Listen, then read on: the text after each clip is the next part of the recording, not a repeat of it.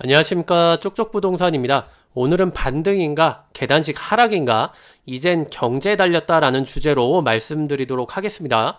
먼저 현재 서울 아파트 주택 시장은 한마디로 혼돈이라고 할 수 있습니다. 그래서 하루는 서울 아파트 전셋값 하락세 둔화되니까 상승 전환 신호가 왔다. 그래서 바닥이고 오를 것이다 라는 얘기를 하기도 하고요. 또 다음날 보면 2012년과 꼭 닮은 주택시장, 그래서 침체가 장기화될 것이다 라고 말하기도 합니다. 그래서 도대체 뭐가 맞는 걸까요? 그래서 상승을 할까요? 아니면 계단식 하락이 올까요? 거기에 대해서 좀 예측을 해보도록 하겠습니다. 일단 현재 매매 가격 현황 먼저 살펴볼 텐데요. 매매 가격 하락세가 작년 10월부터 시작을 했죠. 시작해서 하락 장세가 현재 7개월째 현재까지도 이어지고 있는데요. 최근에 하락폭이 줄어가고 있는 모습을 보여주고 있습니다. 그래서 주황색이 매매 가격인데 그 지난달인 4월 첫째 주보다는 하락폭이 줄었어요. 4월 첫째 주보다는 이제 현재가 하락폭이 줄기는 줄었는데 그 이제 5월 달 들어서 마이너스 0.05%를 찍고, 그리고 이 마이너스 0.05%에서 더 줄지를 않고 있어요. 그래서 4월 중순부터 현재까지 0.05%가 계속 유지를 하고 있다, 좀 말씀드릴 수 있겠습니다. 대신에 파란색 선인 이제 전세 가격을 쭉 보시게 되면 하락폭이 3월부터 이제 매매 가격 보다 이제 앞지르게 되죠. 하락폭이 앞지르게 돼서 점점 손실이 줄고 있어요. 그래서 5월 첫째 주에 작년 하락 시작한 이후로 최초로 하락폭을 의미 있게 마이너스 0.02%까지 좀 줄였습니다. 그래서 최근에 주목할 점은 전세가 회복세가 매매가를 앞질렀다는 점입니다. 그래서 일반적으로 하락할 때는 이제 매매가 먼저 하락하게 되고 상승할 때는 전세가 먼저 상승을 합니다. 그래서 그 이유는 이제 매매 가격은 투기 자본이 많이 들어가 있죠. 들어가 있기 때문에 하락 신호가 감지가 되면 자본이 재빨리 빠져요. 빠지는데 반해서 이제 전세는 계약 기간 2년이라는 제한도 걸려 있는 사람도 있고, 다음 세입자를 구하기 위해서 시간이 걸리기 때문에 그렇습니다. 그리고 바닥 찍고 상승할 때는 반대로 아파트 값이 고점이라는 인식 때문에 이제 실수요 목적인 전세부터 회복하는 경향이 나타나게 되는 것입니다. 그래서 그렇다면 이제 전세 회복세가 있으니 반등이라고 판단하면 되는 것일까요? 이제 다른 측면인 거래량 측면에서도 좀 살펴보겠습니다. 일단 매매 거래량하고 전세 거래량을 각각 나타낸 표인데요. 매매 거래량은 거의 이제 C가 말랐죠. C가 말랐다고 볼 정도로 지금 떨어져 있습니다. 그래서 3월에 강남 같은데 이제 일부 재건축 물량 급매가 좀 거래가 되면서 4월에 2,406건 했어요. 2,406건으로 소폭 거래량을 회복을 했는데요. 그렇다고 이것이 이제 5월의 거래량 회복세로 이렇게 이어지지는 못할 것 같아요. 왜냐면 이제 5월 딱 절반 지났는데 지금 1,243건 거래됐죠. 그래서 큰 이변이 없다면 4월과 비슷한 거래량으로 한 요렇게 평행선을 달리면서 거래량은 나타낼 것으로 생각이 됩니다. 하지만 이제 6월 1일 기준이 뭐냐면 재산세, 종부세 같은 보유세 재산가액 세금을 측정하는 그거의 원가액을 확정 시기예요. 그래서 확정을 앞두고 있는데, 그 전에 이제 보유세 두려운 사람들이 갑자기 던져서 거래량이 상승할 가능성도 있지만 적다고 보여집니다. 이런 거 알고 이런 내용을 아는 사람들은 이미 공시가가 이제 올랐다고 공표를 했을 때 던질 거면 진작에 던졌겠죠. 3월이나 4월에. 그리고 반면에 전세 거래량을 보시게 되면은 전세 거래량은 18년도 때 그 상승기 때와 마찬가지로 좀 꾸준한 거래량을 보여주고 있습니다. 다만 이제 최근의 거래는 18년보다도 좀 떨어진 가격에 좀 대부분 거래가 된 것으로 좀 생각이 들고요. 그래서 지금 가격하고 거래량만 보면 매매 거래량이 가격 반등과 동시에 터져줘야 그나마 좀 상승을 바라볼 수 있는데, 4월의 거래량 반등이 올해 추가 매수세로 좀 이어져서 매수세가 터질 것 같지는 않습니다. 그래도 좀 더 정확하게 미래를 좀 예측하기 위해서는 왜 지금까지 하락했는지 원인부터 좀 알아야 하고 거기에 대해서 좀 살펴보려고 하는데요. 그 지금까지 하락 원인 하는 거 첫 번째는 이제 정부의 정책이요. 이제 정부의 정책에 의한 의도적인 시장 침체화라고 좀 정리할 수 있을 것 같습니다. 그래서 일단 정책이 다주택자 사냥, 그리고 재건축 주기에 좀 초점이 맞춰져 있습니다. 그래서 투기 매수 억제책으로 분양권 입주권 전매 제한했었고요. 투기 지역은 이제 가점제 100% 적용을 하죠. 적용을 청약시장, 청약 당첨할 때 적용을 하고, 그리고 재건축 물량은 조합 설립 후에는 거래 금지하도록 조치를 했죠. 조치를 했고, 그리고 다주택자 세금 부담을 강화하게 되는데, 이거를 위해서 공시지가를 현실화하고요. 종부세, 재산세 같은 보유세율 역시 강화를 합니다. 그리고 2주택, 3주택으로 주택수가 많아질수록 세율을 플러스 알파를 시킵니다. 그리고 재건축은 또 재건축 초과이익 환수제라는 제초안을 이제 적용을 해서 하는데, 재건축 후에 아파트 소재지가 위치한 강남구나 송파구 같은 구의 평균 아파트 상승률을 초과한 상승분의 절반을 지금 세금으로 내라고 하고 있죠. 그리고 다주택자가 양도소득을 거뒀다면 양도소득세도 중과를 합니다. 그래서 2주택자는 10% 추가 하고요. 그래서 52%까지 올라갈 수 있고 3주택자는 20%를 추가해서 62%까지 올라갈 수 있게 되죠. 그리고 주택 매수세를 꺾기 위해서 대출 제한, 이 부분이 가장 이제 키포인트라고 다들 하시는데 대출 제한을 하게 됩니다. 그래서 유주택자 주택담보대출 못 받게 하고요. 그리고 LTV DTI는 이제 70에서 40%로 대폭 낮췄고 투기지역 내에 9억 이상 고가주택 구입 시에 2년 내에 실거주를 하지 않으면, 즉 전입을 하지 않으면 주택담보대출 다 토해내라 회수를 하게 됩니다. 그리고 이제 정부가 지금 하고 있는 상기 신도시 같은 거, 그런 거 이제 30만 원 공급을 이제 얼마 전에 11만 원까지 추가 발표함으로써 완성을 했죠. 그래서 30만 원 공급 계획을 밝힘으로써 실제적으로 당장 아파트 시장에 공급량을 당장 늘리는 건 아니죠. 그래서 공급 영향을 주기보다는 사람들의 매수 심리, 지금 안 사면 안 되나? 라는 매수 심리를 억제하는데 저는 일부는 성공을 했다고 좀 보고 있고요. 그리고 재건축 정비 내용을 서울시가 결정해서 임대 공급 의무 비율을 15%에서 20%까지 강화해서 재건축 수익성에서 투자 매력이 없게 하고 있습니다. 그래서 규제를 굉장히 많이 하고 있다는 거, 요런 게 하락의 첫 번째 원인이 되겠고요. 두 번째는 경제인데, 여기 보시는 표가 통화량 증가율이에요. 그래서 M1 이제 협의 통화인데, 그동안의 상승은 대출 금액이 늘어나는 영향이었든 아니면 GDP가 견조한 성장세로 증가를 했든 간에, 그래서 즉 소득이 증가함으로써 요거 두 개가 합쳐짐으로써 현금이 늘어나는 등 여러 이유로 통화량이 늘어나게 되었고, 그래서 2018년 초반까지 14년부터 2018년 초반까지 부동산이 상승했을 것으로 보입니다. 보면은 계속 지속적으로 상승을 했죠. 2014년 이후부터. 하지만 이제 2018년 중반 이후부터 이제 통화량 증가율이 미비한 게 좀 보이실 겁니다. 이쪽에. 그래서 이미 대출 받아서 집 살 사람들은 다 샀다라는 거고, 여기에 대출 제한 정책도 통화량 증가율을 둔화시키는데 한 몫을 했겠죠.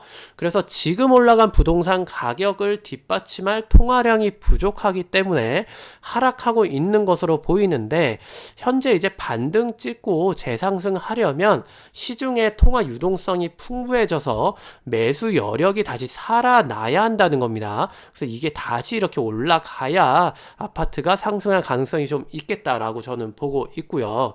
그런데 경제 성장률 과거 거를 계속 보시면 2012년에 2.3%, 2013년이 2.9%, 2014년이 3.3%, 2015년에 2.8%, 2016년에 2.9%, 2017년은 3.1%, 작년에 2018년이 2.7%로 해서 2% 후반대로 꾸준히 찍어줬어요. 그래서 OECD 타국가에 비해서도 견조한 성장세를 유지를 했는데, 올해 2019년 1분기에 어떻게 됐죠? 마이너스 0.3% 마이너스 성장했죠.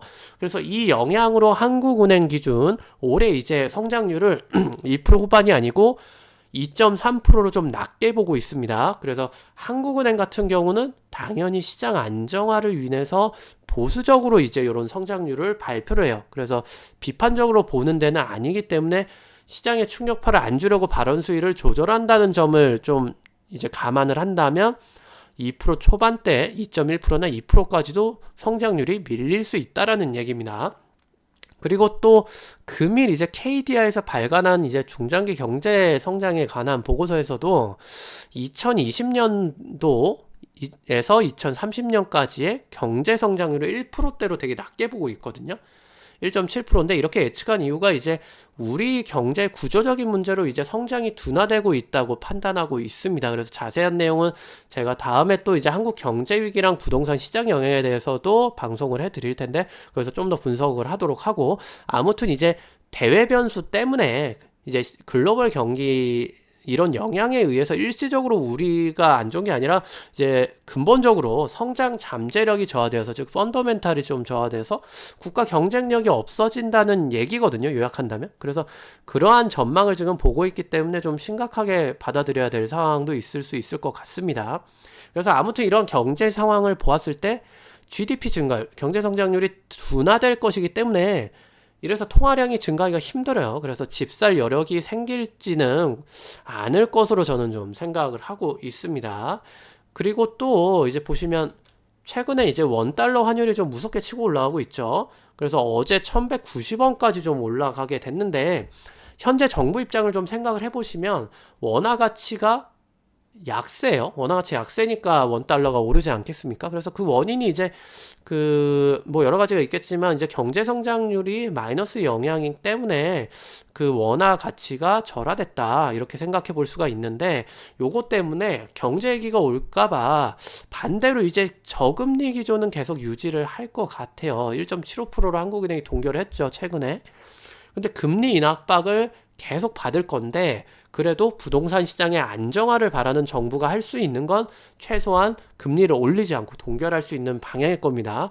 거기다가 이제 건설 경기, 부동산 시장을 억제하면 안 좋아지는 이 건설 경기가 이제 성장률의 한 15% 정도 차지하고 있는 걸로 알고 있는데 이러한 건설 경기 침체 우려로 현재도 많이 부동산 시장을 규제했는데 추가 부동산 시장 규제는 좀 부담이 되는 상황이에요. 그래서 따라서 이러한 정책 부분은 부동산 시장 가격이 오를 수 있는 원인이 될 수도 있습니다. 그래서 지금보다 정책적으로 추가로 더 억누르기는 힘들 것이다. 왜냐하면 경제에 대한 부담 때문에, 저성장에 대한 부담 때문에 그럴 것이다 라는 말씀을 좀 드렸고, 정부 입장에선. 그리고 이제 무주택자나 투자자 입장에서 좀 생각을 해보면 투자자는 이제 다주택자가 일반적이죠. 그래서 이들을 규제하는 부담, 즉 보유세, 양도세 중과나 재건축 때려잡는 거 진행 중입니다. 계속 유지 중이죠, 이 규제를. 그래서 재건축을 서울도시계획위원회나 여러 심의 절차에서 최대한 늦춰서 진행하거나 홀딩을 하려고 하는 게 뻔히 보이는 상황입니다. 그래서 지금 이렇게 투자하기는 좀 부담스럽다는 거고요. 추가 투자가. 그리고 무주택자 입장에서는 올라간 집값이 좀 부담이 되겠죠. 많이 올라서. 그래서 서울 아파트가 이제 강남에 분양했다 하면 평당 4,500 기본 찍죠. 고분양가를 계속 유지를 하고 있고 언론에서는 연일 하락이니 떨어지니 하지만 실제로 좋은 지역 입지가 1급지인 아파트가 위치한 부동산 찾아가 보시면 생각보다 많이 떨어지지는 않았습니다. 그래서 이러한 고가의 집값이 좀 부담이라고 생각을 합니다. 그래서 서울 중위 가격이 2015년에 5억이었는데 지금 이제 올해 2월 기준으로 7.3억이죠. 그래서 거의 뭐 50% 이상 올랐기 때문에 이렇게 단기간에 급작스럽게 오른 집값이 무주택자 입장에선 부담되는 상황입니다. 그래서 이러한 상황들을 좀 앞에서 쭉 얘기했던 걸 좀 정리해봐서 결론을 좀 말씀을 드리겠습니다. 이게 집값이 바닥이냐 아니면 계단식 하락이냐는 질문에 대해서 이제 정책적 규제는 추가 하락 원인으로 작용할 수 없다는 점과 그리고 통화량 증가가 둔화되고 있는 현재 상황을 반영을 했을 때 집값 상승은 경제 성장률에 달렸다라고 좀 말씀을 드릴 수가 있겠습니다. 근데 2019년, 2020년 경제 전망이 좀 부정적이죠. 저성장된다고. 그래서 앞서 말씀드린 대로 올해 1분기 마이너스 성장과 KDI에서 발표한 2020년도 저성장 고착화 문제를 보듯이 말이죠. 그리고 2020년까지 공급 물량도 많아요. 공급 물량도 좀 많고 현 정부가 부동산으로 경기 부양하기 위해서 현재 시장을 억제하는 정책을 절대 바꾸지 않겠다라고 여러 번 얘기를 하고 있습니다. 그래서 안 바꿀 것 같고요.